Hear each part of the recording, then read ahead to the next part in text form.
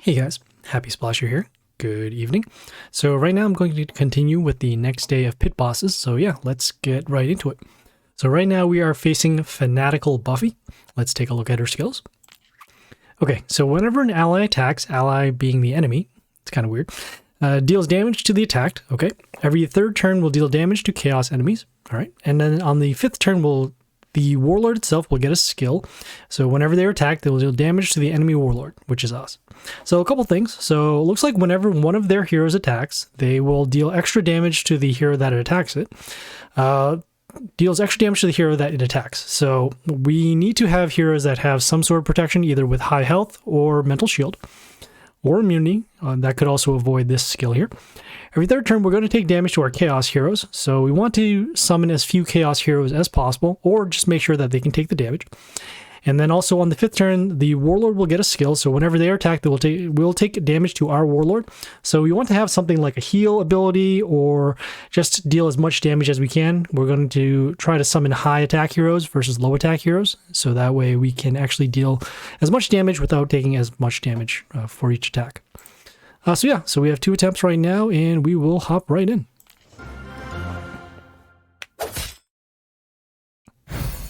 Okay, currently using... Oh, no! I forgot that we did auto from the gold mine. We did do our damage pentagram, so that's good. Let's take a look at some of the buildings that we're facing. One that deals damage to our Warlord. Another that deals damage when we destroy one of their heroes. A couple of buildings over here. We start out with this range hero with some high attack.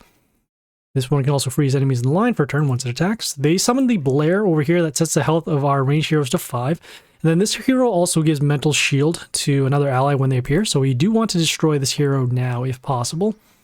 We do have the open lane over here on lane A and double damage pentagrams over here as well. So once we get rid of the Blair, we will start drawing our heroes over here to lane A, so that way you can deal more damage and then also focus the damage with the damage pentagrams.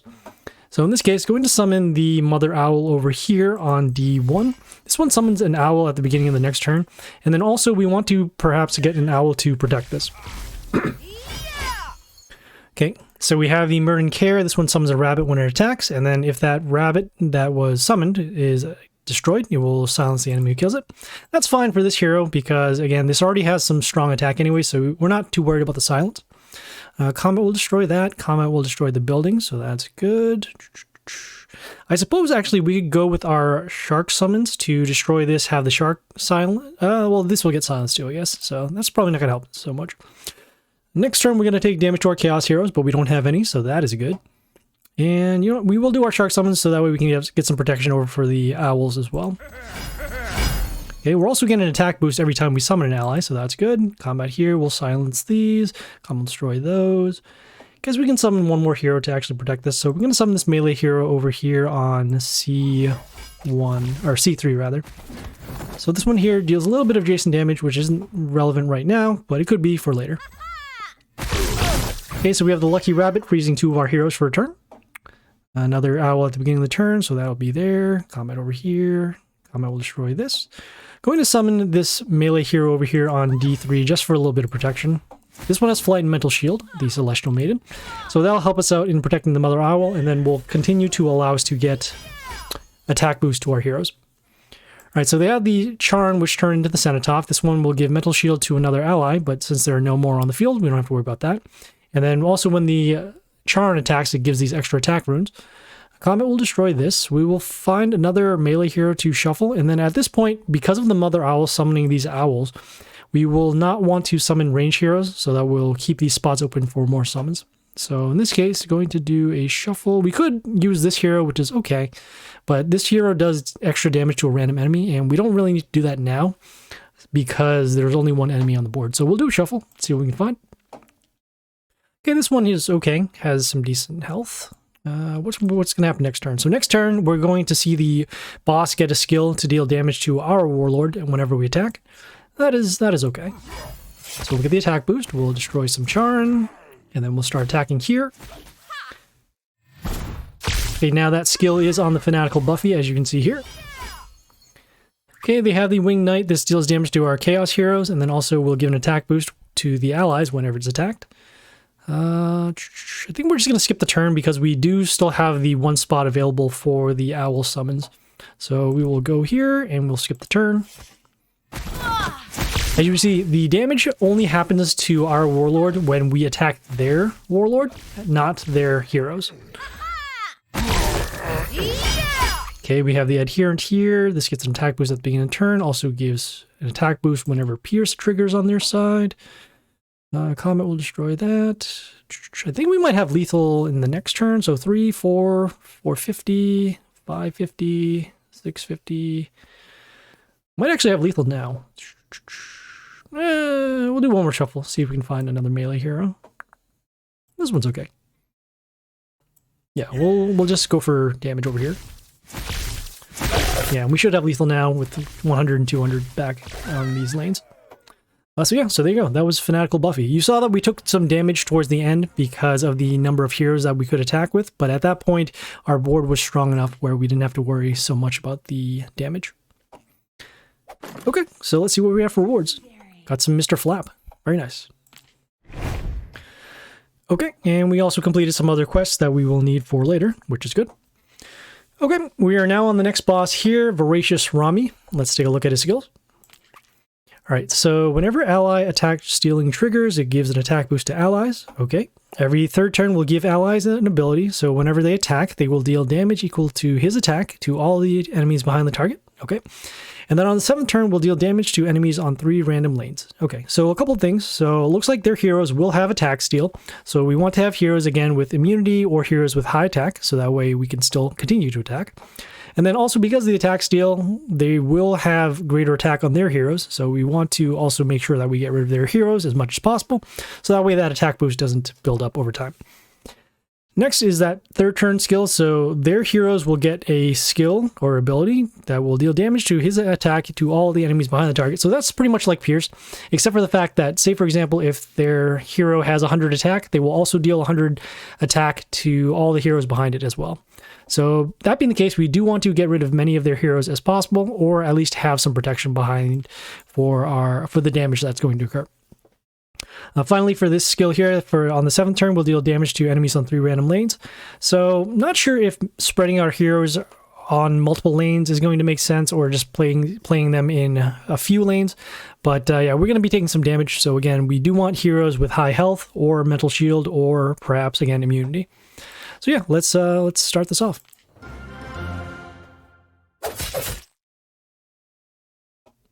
Okay, let's start with our damage pentagram first.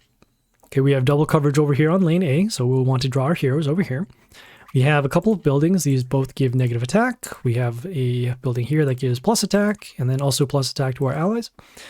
Okay, so we do know about the attack stealing, and then we also know that we are going to have to deal with stronger heroes as well. I do want to protect these buildings because they will give us an attack boost for later, and I think that's probably going to be a little bit more important than getting rid of these buildings. So probably going to start by protecting this building first, this one that gives an attack boost to all of our allies. So I'm going to summon this melee hero over here on D3.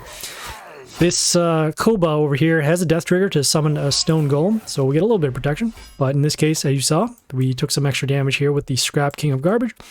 This one itself does have that same damage skill, so that is why we lost the building, but that is okay. We will next go with this range hero over here on D1 to destroy the scrap.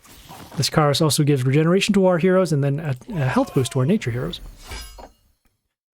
Okay, we have the Cernan Archdruid. This one steals attack from our heroes, except nature. Also has a Vanakori when it dies. Think about here, so the next turn, all the heroes are going to get an attack boost. We're going to go with our Shark Summon now. And at this point, this is good because then we can get rid of both of these buildings that give us negative attack, and then also protect this tree as well. Then also going to follow up with this range hero over here on D2, just so we can get enough damage to destroy the Cernan. This Puppet Mistress also summons a puppet, and when that puppet dies, it can remove negative effects from our heroes, so that'll actually include the attack steal as well. Okay, we have the Lady Medusa. This one steals attack from our male heroes at the end of the turn. Also, will summon 2 freeze runes when it dies, and then we'll also freeze our heroes for a turn. It is on the damage pentagram, as you can see here on E6, so it will be destroyed next turn, which is very nice. I'm just going to summon this melee hero with the high health on A1. It will be frozen, but that's okay. Okay, as you can see the Vanikori here, we are taking reflect damage to our Warlord, but that's okay.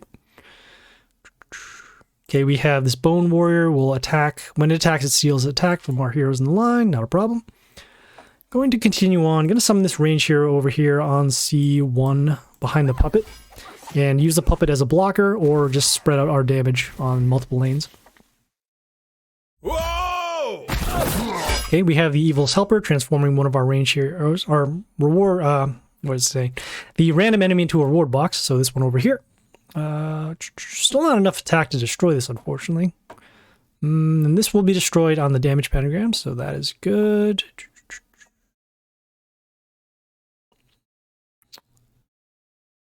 No, I think it's okay. We can actually go with this melee here. This is fine. So we'll get some health back too off of our melee kill, which is very nice. Okay, another Medusa again. We have the death trigger off of our Koba to get the stone golem. We'll get some health back once poison triggers on their side. We can't attack on this lane because of the Medusa having that free skill.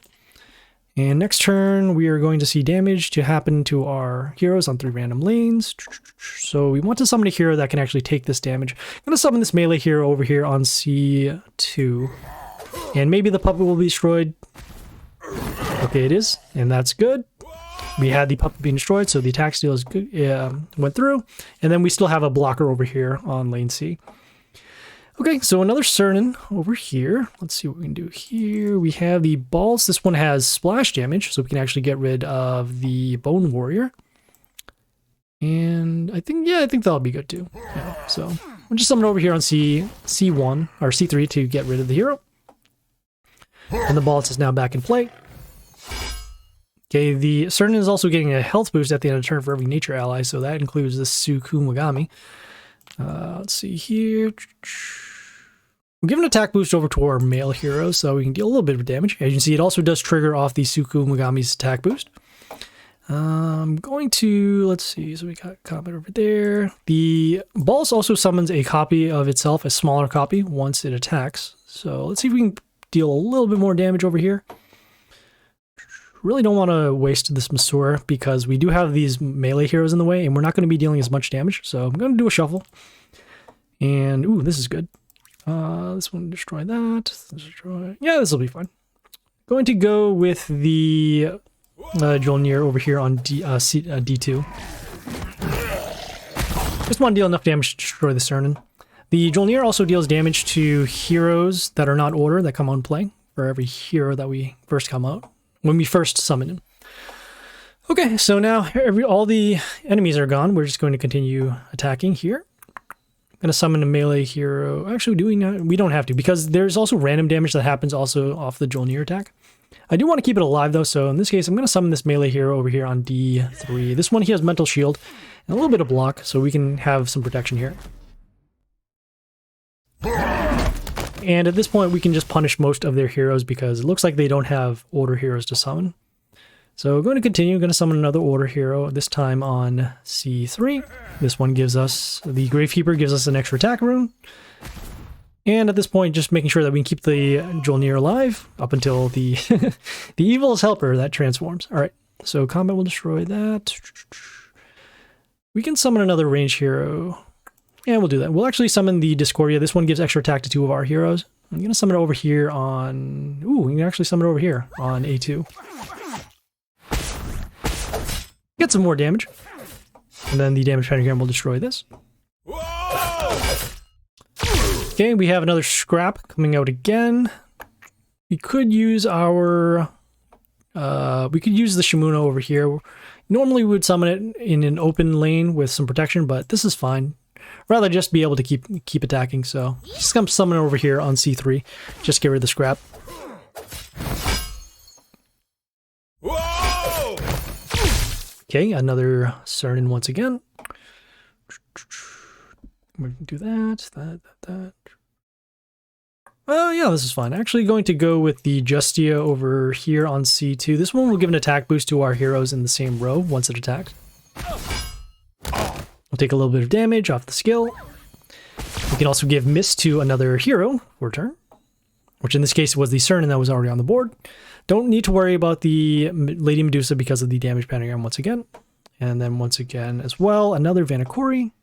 I'm going to summon a range hero over, let's see.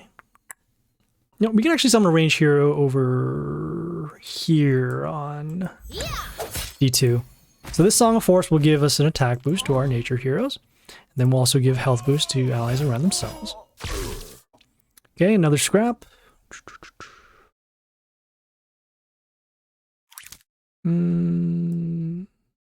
See if that's going to make sense. So the Justia also gets a health boost at the end of the turn for every older ally. I'm going to continue on some of this Griffius over here on D2. That way you can get an attack boost. And we can also deal some random damage to 2 random lines. Potentially could deal some more damage to the Vanakori. Okay, we have the Tani Windrunner. This one has a health and attack swap at the end of the turn. So it'll be destroyed over here. No, I'm going to summon another order hero, so that way we can continue to get an attack boost. I'm going to summon it over here on A2, even though it will be frozen because of the freeze runes. That is fine, I still want to continue getting the attack boost for later. Okay, so another Evil's Helper. Going to summon a range hero over... Actually, we don't have to do that. We can just get rid of the Vanakori. That'll probably make a little more sense. So I'm going to summon this melee hero over here on C3. It's Cactusito with the high health. And at this point, if they end up destroying this, this is okay. Okay, we have the Embalmed Priest. This one has a death trigger for poison. Also can give plus poison attack. I'm going to summon this range hero over here on D2. And we'll just let the attack boost happen this way. The Justia is pretty much going to stay alive because of the health. So I'm not really concerned about that.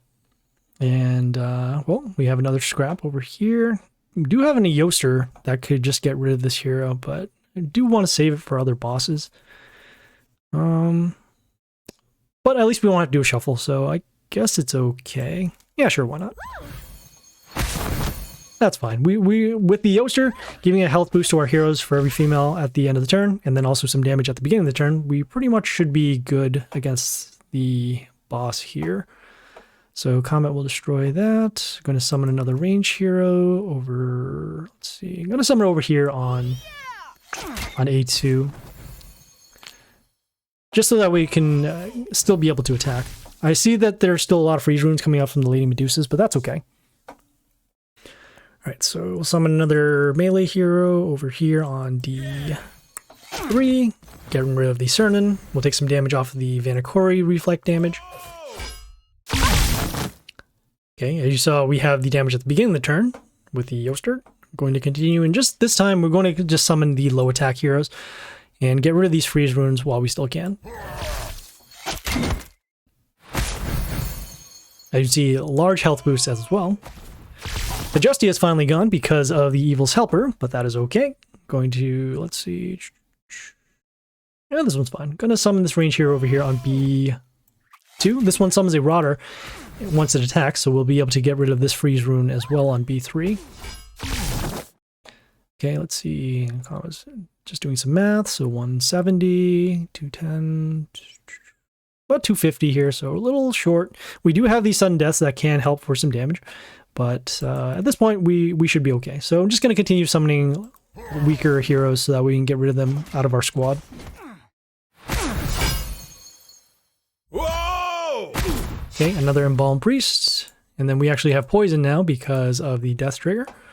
See here for math, so 110, 260. Okay, so we have lethal now. Just going to do another shuffle, see if we can get rid of some heroes.